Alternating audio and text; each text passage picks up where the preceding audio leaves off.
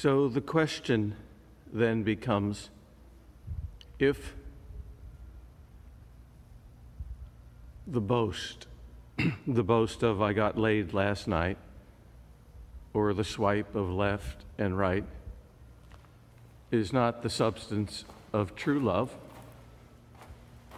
then where is the light in the relationship? What is the role of sex in a relationship of true love? Surely there is a light there, and there is a role.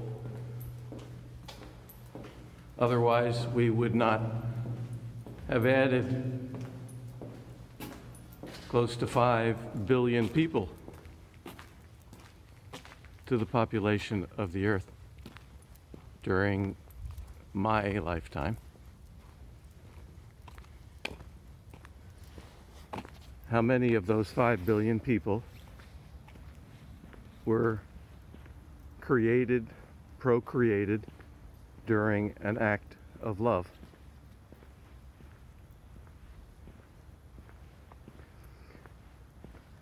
I think the matter of sex in a loving relationship is a matter of context.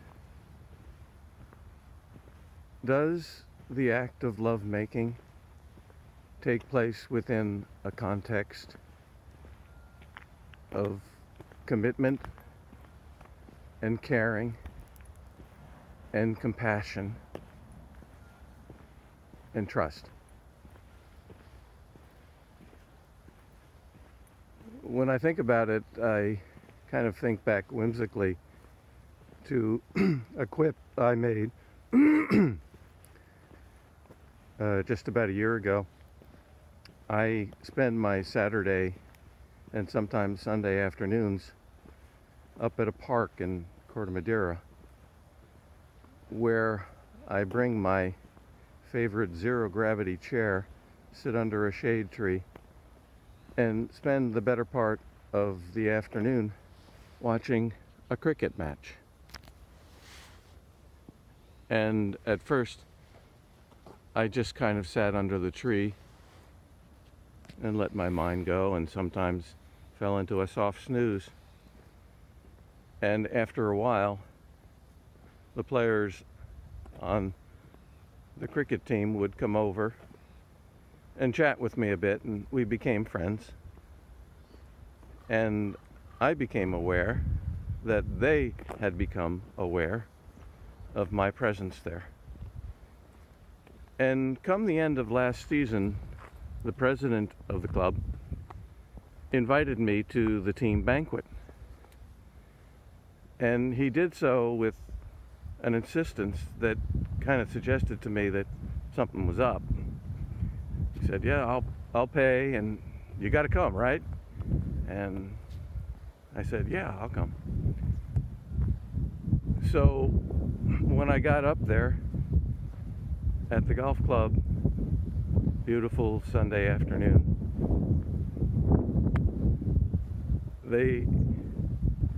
I found, had decided to present me with their annual award for Supporter of the Year, which was kind of fun. And it was even more fun because the plaque that they gave me for Supporter of the Year contained a huge jockstrap.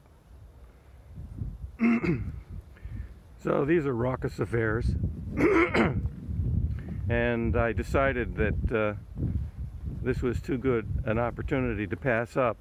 After they presented me with the award, they brought me up there and invited me to say a few words, and the alcohol was flowing pretty profusely. So I said to them, people ask me, what's it like to watch a cricket match? I mean, you're sitting there for like 5 or 6 hours. Isn't it kind of boring? And I said, well, no. I kind of think of it like this. Watching a cricket match is like watching 5 to 6 hours of foreplay, followed by 60 seconds of orgasm. And that's kind of the way it is with sex.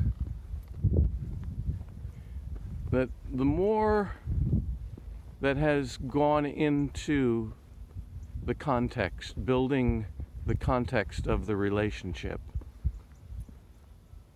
the more that has gone into developing a sense of shared commitment, shared values, understanding,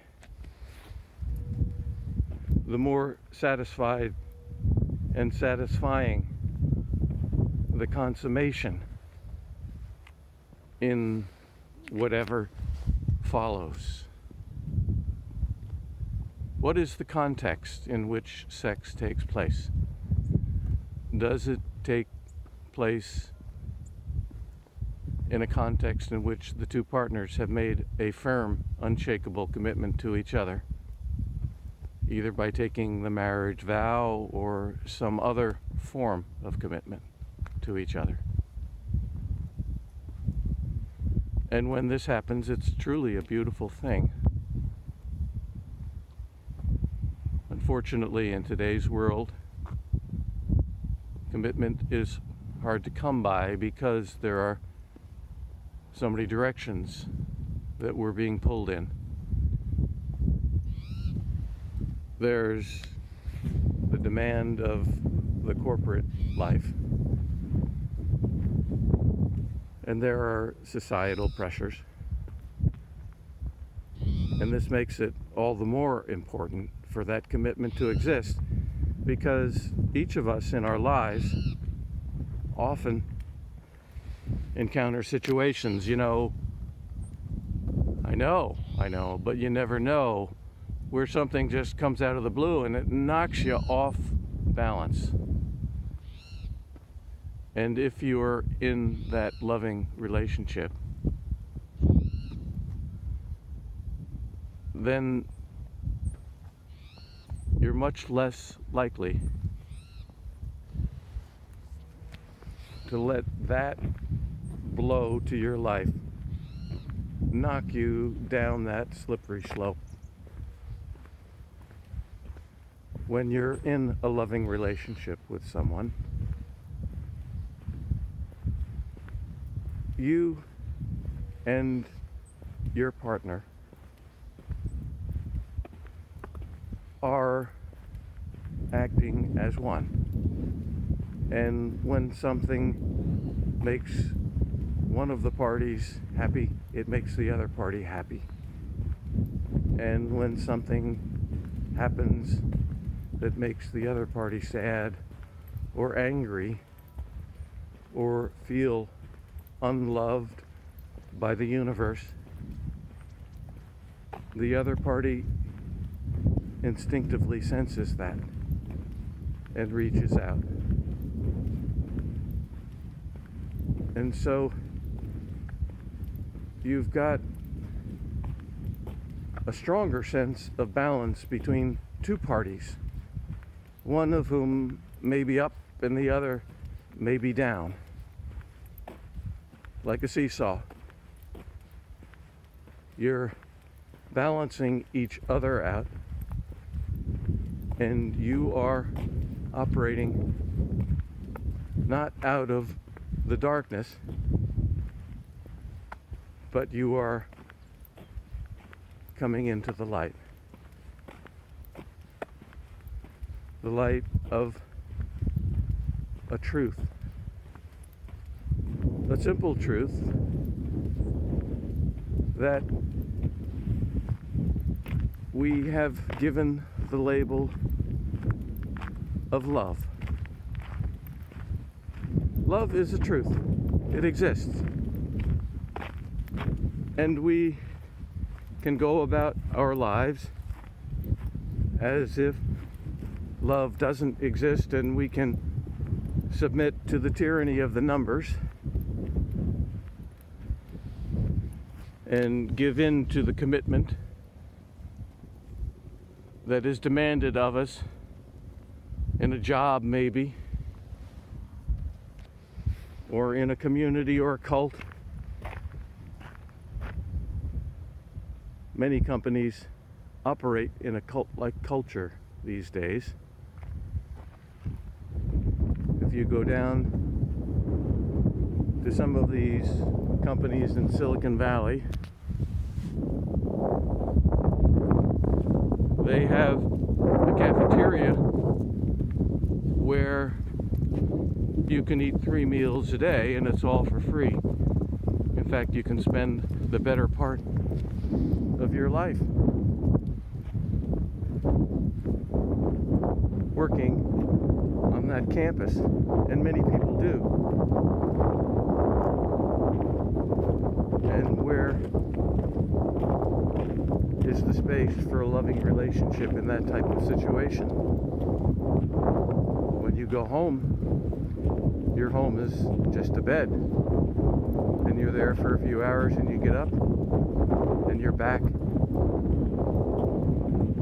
at the office, on the campus. This is the type of life that many young people live in these days, and it's no wonder that if you get married, chances are you're going to be divorced. So it's the context of the act of lovemaking that gives it its meaning. Is this act taking place within a context of caring? Yesterday, when I was concluding the video, I stumbled at the end because I couldn't remember the words to the last verse of the poem that Jesse had written. And specifically, the line I couldn't remember was about the river coming home. Isn't that curious? Because that's really the essence here. That commitment that one makes in love is what defines our sense of home. You can go back to a house, you can go back to an apartment, and if it's just a house, if it's just a physical space, it's not a home. In many ways, this situation for me here is much more of a home than the apartment I lived in for 18 years. I love the sunrise. I love the sky. I love the beauty around me. I love the path. I love the guard railings that keep me on the path. I love the sound of the ocean, which to me represents continuity in my life. I love the natural environment. And so it is. What is a home? A home is where you feel loved. Yesterday, Jesse sent me a note, a text message with a passage about the movement of the stars and she just simply attached to it a note that said, "You are loved." That's all we need to know. And in some cases, that feeling of being loved comes from a person, a special person. But in many other cases, it comes from the signals sent to us by the universe. A while back, when I was reflecting upon the love in my life, there was no one person. And yet I felt loved. And Valentine's Day was approaching. And so I created a meme which was superimposed upon a quilt. And it simply read, "The love of my life is a patchwork quilt of many affections." That's true for all of us. When we're in a loving relationship, we refract the love that comes from a partner into all the other relationships that comprise our life. You're standing in a supermarket line and you exchange a smile with the checker or the person behind you or the person ahead of you.